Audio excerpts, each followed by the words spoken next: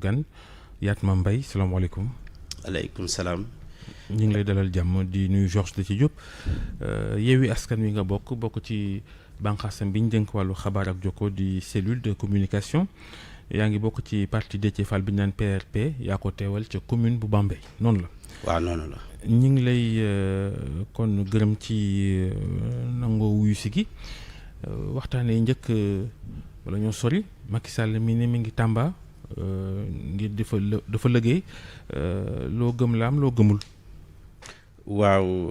baal ma rek balaa may àddu ci ay kàddu yooyu noonu ma nuyu seen auditeurs yi nga xamante ni ils sont scotchés à la rajo et à RFM matin di nuyu toute la population sénégalaise di beral nuyoo également ñëpp ñi nga xamante ni ñu ngi déglu rajo bi comme sànq ni ma ko waxee di nuyu également tout la conférence des leaders yi nga xamante ni tey ci seen coobare lañ fi tooy di nuyu le président Déthié Fall. alors maintenant par rapport ak tournée président Macky Sall daanaka pour man c'est juste une façon également de faire la sourde oreille par rapport ak actualité bi nga xamante ni c'est une actualité brûlante bu am ci dëkk bi nga xamante ni tey ñaari nit ñoo fekk ñu taxaw di wax am na lu ñuy xaar ci le président Macky Sall mooy mu àddu ci lu mel ni tout simplement donc rapport de la Cour des comptes ak yeneen yi nga xamante ni comme je l'ai dit ce sont des actualités brûlantes. alors maintenant pendant ce temps bu fekkente ni te lu ñu tàmm ci moom la ce sont des tournées politiques yu nga xamante ni à peu près li muy jural askan wi bariwul mais lu ñu tàmm ci moom la et luñ ciy xaar tamit wax dëgg fa yàlla ci lu jëm ci njariñu askan wi tamit bariwul trop. kon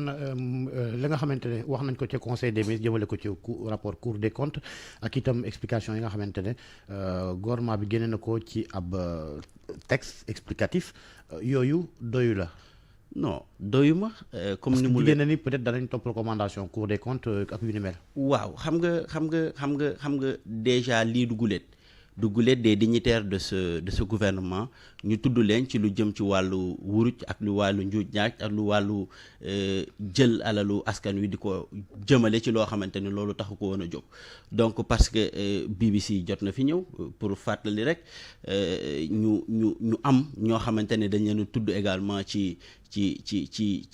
wàllu pétrole du ma tudd tur mais ku nekk xam na fa mu mujj ba Sénégal yëpp jógoon nañ fii def di laaj seen 400 000 comme tey ñuy waxee ni seen mais BBC du am rapport. waaw dama lay fàttali rek léegi pour wan la ne également OFNAC également am na ñu fi jotoon a tudd te fan la mujj xam nga ñun bu fekkee da nga nekk ci dëkk boo xamante ni lépp loo xamante ni dafa laal le président ak ñu ko jege président am na sañ-sañu jël loolu noonu mu teg ci ak concam mooy kudd su ma ko waxee dégg ngeen ko ñaari yoon ñetti yoon boo xamante ni nee na carrément moom il a moo ci teg kuddam ci yenn dossiers yi donc ba communiqué wala ministre des finances bu génn wax mënuñoo doy li ñu bëgg en réalité mooy pour une première président jël la hauteur mu xam le sérieux ak gravité situation bi parce que soo ma baalee su ma rappeler rek contexte bi nga xamante ni tey moom moo tax askan wi lii naqari leen mooy dañu nekk ci période mbas ñu nekk ci période mbas may mastaw ñi nga xamante ni perte nañ ci seeni mbokk parce que mu nekkoon lu métti lu jafe askan wi dund ko ak métti bu tar ñu ñàkk ci ay kilifa ñàkk ci ay am ñu ci ñàkk seeni wayjur am ñu ci ñàkk ñu leen jege pendant ce temps là ñun biñ ñu tëj biñ ñaan ñu ba nga xamante ni Sénégal yëpp am nañ psychose maladie bi tey corona am na ñoo xam boo ko waxee ba léegi dañuy tiit donc ndekete ñun bi ñu jëlee loolu au sérieux am na ñoo xamante ni ak wutukaayu xaalis lañ ko defoon am na ñoo xamante ni saa suñu yeewoo dinañ sañse ba rafet dem ci banque yi retirer xaalis ñëw di ci dund ci loo xamante ni alalu askan wi jarul ma lay rappeler ni ñu def ba am milliards yooyu yëpp donc est-ce que loolu tey ne serait-ce que pour la mémoire ñi nga xamante ni dañoo décédé ci condition yenn saa yoo xamante ni ci lal la ci ay manque d'oxygène ci ay manque lal yu ñu tëdd ci ay manque d'infrastructure hospitalière léegi bu fekkente ni nag dañoo toog ba jëmmi jamono li ñu doon dund ñoon yëpp ñu xamal ñu ni daanaka daal ñun ñoo gëmoon mbir mi ñun ñoo ko joxoon sérieux mais ñi ko dénkoon muy ministère de la santé ak ministère tout simplement donc yi nga xamante ni ñoo waroon a wàllu askan wi ci détresse boobu donc ndekete ñoom ñu ngi jël suñu alal di ko luubal donc du communiquer rek moo ci doy. oui mais est-ce que aussi parce que li nga wax te mu jiitu ay rapport OFNAC ak yu ni mel xëy na am na ay recommandations yu ñu ci mënoon def mais mosuñu dégg ñoom ñu àddu ci waaye bii pas moom au moins am na la ñu rotal ca kaddu. non bii waru fi ñu toll ci jamono ji ak gravité situation waruñu woon a sax toll ci rotal instant yi maa ngi xam naa su ma waxee sax xam naa peut-être terme bi dina instant yi en fait su ma ko traduire en wolof dama naan ay bopp waroon nañoo wadd des têtes devraient déjà tomber à l'instant T, c'est-à-dire dafa amoon ay mesures yoo xamante ni moom lañ doon xaar ci président Macky Sall parce que encore une fois on ne parle pas c'est vrai que ñun nag dañu tàmm milliard dañu tàmm dégg milliard ba milliard daanaka signifiétul lu bari ci ñun mais c'est extrêmement grave de profiter de la misère de la population pour s'enrichir loolu dafa nekk loo xamante ni donc tey franchement parlant fi ñu toll nekkutoon sax ay communiqué nekkutoon ay conseil des ministres non tey la justice déjà waroon na toll ci niveau boo xamante ni sénégalais yëpp duñu taxaw di dem dans des manifestations pour wax ni suñu milliard du reste parce que effectivement également cette fois-ci contrairement à nos 400 000 cette fois-ci suñu milliards yi du reste. dégg nañ ci li ngeen ciy wàcc lu ci mel ni tëggum bool 31 décembre bu 8h ci guddi jotee nga xam ne jamono jooju la Macky Sall war a jël kaddu. am na ñu ci àndul ak yéen te bokk ci yéen ku ci mel ni député Abdou Bara Dolly Mbacké nee na loolu du yëfi mag yëfi gone la ku ci mel ni Aïssata Tall Sall wax na dimanche ci RFM ne bu ngeen ko tëggee itam da ngeen dem di caaxaane comme defum po ci biti waaye sénégalais yi am ful nañ toog déglu li Macky Sall di wax lu ngeen di tontu ci loolu. waaw xam nga loolu nag mooy démocratie vitalité démocratie loolu la mooy ku nekk tey am nga sañ-sañu nii lii laay def ak defuma lii mais encore une fois du po du caaxaan ku nekk tey buy exprimer wu day exprimer avec les moyens qui lui sont donnés bon déjà c'est vrai discours président man personnellement dama koy déglu mais depuis quelques années également déjà sénégalais yi koy déglu sax bareetul mais au-delà de ça tey pour man c'est une expression pour wane ni du caaxaan du dara et d'ailleurs le jour ji dina gis ni sénégalais contrairement ak li ñu jàppe sénégalais xawma yan sénégalais la ñuy wax mais sénégalais dans la grande majorité ils sont en train véritablement de préparer cela li tax mooy dañu yàgg a wax ñi ñu war a déglu di ñu tànqamlu donc ñun aussi jot na tey ñooñu bu ñu jëkkeetee seen kàddu ñun tamit ñu wan leen ni dégguñu leen donc du ak ñàkk teggin du ñàkk worma du dara c'est une façon véritablement de s'exprimer parce que tamit ku nekk li may wax rek booy xeex li nekk à ta disposition ngay xeexee donc moom nguur gi ñu ngi xeexee la justice bi ñu am gis nañ fi le président Déthié Fall te ñu fekk ko kiiwam kidnappé ko gis nañ fi ñeneen ñoo xamante ne ñu ngi leen di indil ay jafe-jafe donc ñun encore une fois c'est pas une démarche violente wootewuñu xeex wootewuñu xuloo waaye nag ay léywén ku nekk sañ nga jour boobu noonu 20h jotee nga yëkkati say bool tëgg c'est une façon également de montrer en réalité au président Macky Sall que li ngay wax ni mënuñu koo déglu parce que am na lu gën a urgent te dégguñu la ci. doo leen ko déglu jour boobu 20h mais est-ce que doo leen nax aussi ñi nga xamante ne ñoo di askan wi à 20h concert de casserole buñ ci noppee ngeen dem dégluwaat la nga xamante ne wax na ko. waaw xam nga loolu moom ku nekk dafa am loo xamante ni responsabilité individuelle la tey kum neex tey nga dem kum neex sax nga ni doo tëggaan da ngay dem déglu ko mais quant à ñun est-ce que après dinañ ko déglu est-ce que après certainement dina am ñu ko déglu dina am ñu ko du déglu. heure boobu heure lekk soos la de def leen attention. waaw xam naa ne nag bon loolu tamit da koy wane parce que boo déggee Babacar jour boobu boo déggee booli fort rek xamal ni donc sénégalais amuñu sax soos bu ñu lekk te effectivement sénégalais cin yi nga xamante ni tey ñoo waroon a tëgg bool yi moom waroon a togg soos yi ginaar yi moom la ñuy tëggee parce que cin yooyu amul lu ñu def li ñu waroon a def yëpp tey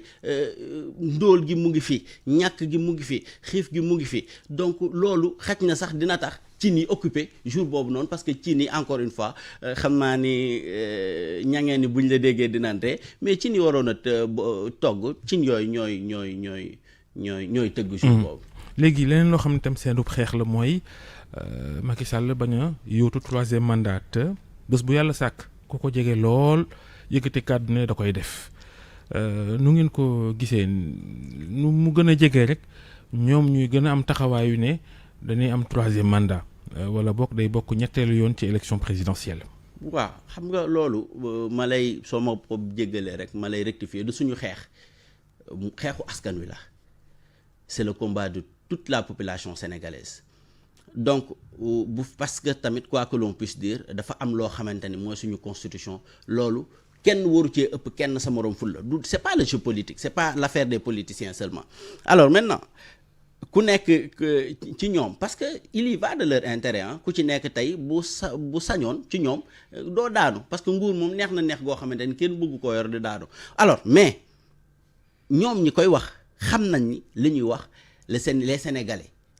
les Sénégalais ne vont pas se laisser faire donc loolu ñoom xam nañ ko pour man bande de sonde la et personnellement dama bokk ci Sénégalais yi nga xamante ni ba léegi dañoo gëm ni il reste une once véritablement de conscience au président Macky Sall bu ko du permettre tey mu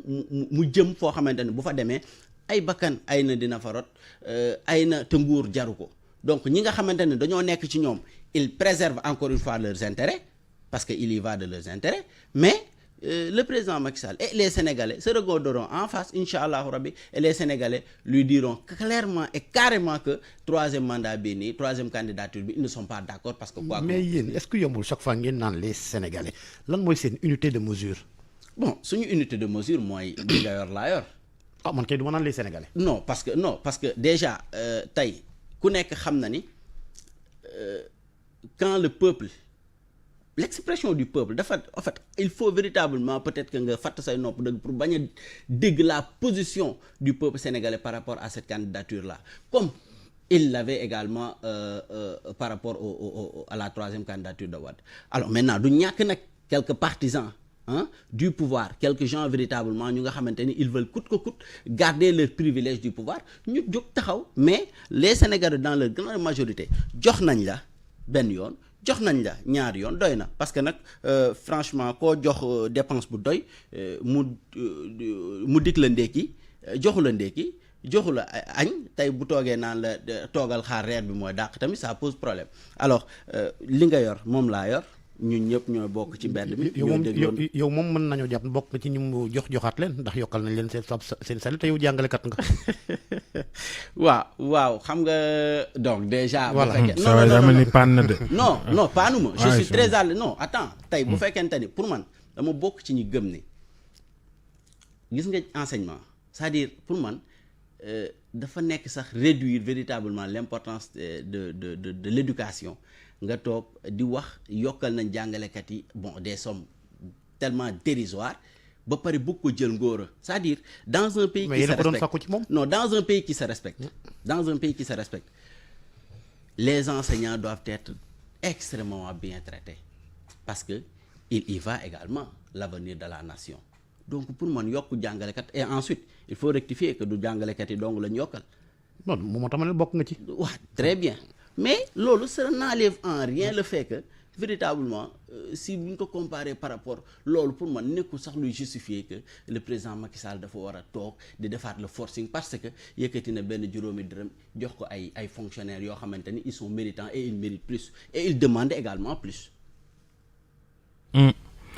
léegi gis nañ ni tam yéen opposition bi bëgg leen Macky bokk ndax ne ngeen warul bokk jaaduwul waaye yéen itam ku ne bëgg a bokk. Ousmane Sonko Malick Gakou Déthié Fall gis nañ muy def ay tournée ci diaspora beeg ñoom seen bu ngeen bëggee yéen ñëpp di ngeen ama waaw xam nga sénégalais ñooy joxe te sénégalais yi macha allah yàlla dogal na xaw nañoo takku goo xamante ne ku nekk mën na cee cëru c'est-à-dire amul kenn kuy bokk ni par force maay doon président mais ku nekk sañ nga nag dem demander véritablement la voix des Sénégalais parce que ku nekk am nga projet bu lay permettre nga def ko et je répète que les candidatures plurielles de Yewwi du faiblesse au contraire peut-être loo xamante ni la c'est le jeu politique c'est le jeu démocratique chacun est libre de le faire mais li ñu boole l'essentiel ba léegi gis nga ni à chaque fois que que besoin se fait sentir ñu ngi dajaloo ñu ngi waxtaan on est dans une bonne dynamique on est dans une bonne entente alors maintenant ku ci mel ni nag tey le président Déthié Fall comme ni nga ko waxee mu ngi nekk di rencontrer les Sénégalais mu ngi nekk tey déjà actuellement au moment où je parle mu ngi New York